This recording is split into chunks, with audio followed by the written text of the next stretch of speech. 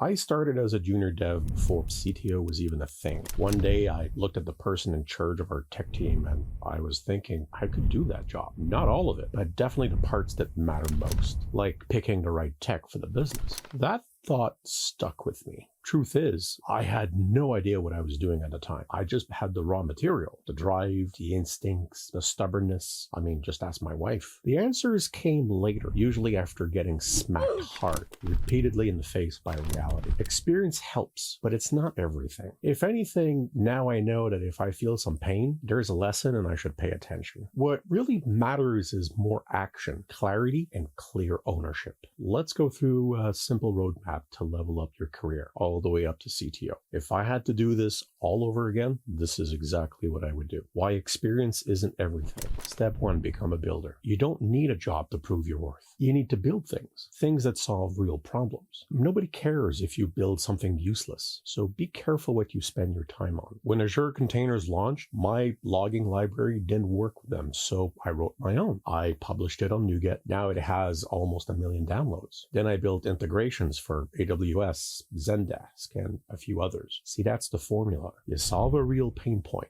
You publish the fix, document it like you care, and talk about it like it matters, because it does. You don't need a resume if you're already shown the value. Even if it's ugly, ship it, learn, repeat. What's the value you get from this step? Experience and feedback, both of which will make you better. By the way, building is great until your config file turns into a 500-line YAML monster. Ever been there? It's more common than you think. I broke down exactly how to fix it in my video. Struggling with a 500-line YAML curse? Fix it now. Trust me, clean configs equal clean growth. Watch it right after this. But here's where most junior devs blow it. Step 2, learn to lead without a title. True story. I remember I was on a conference call where the devs were a lot more focused on arguing whose fault it was than actually fixing the outage that we had at the time. One of them was literally copy-pasting log lines in the chat to prove his innocence. Like it was a courtroom or something. Leaders don't wait for permission. They don't wait to be promoted. They see a fire, they grab the hose, they own the outcome. I mean, can you imagine if there was a fire at your work right now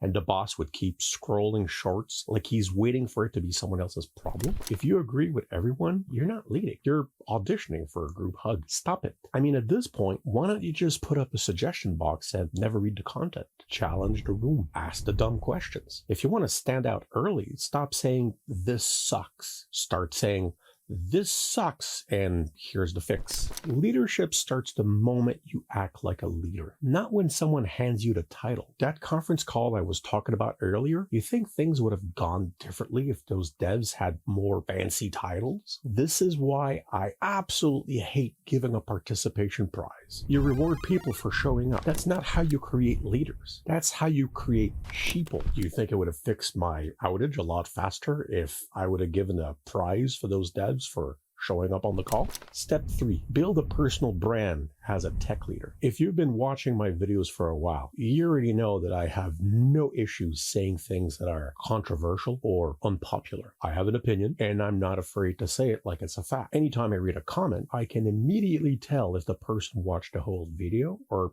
just dropped it before hearing all the facts. The fastest way to get noticed in tech today, bring solutions that fix actual pain points. See problems, publish your idea on how to solve them. Challenge their thought and perception on the solutions. Share your code that proves you're right. Be bold.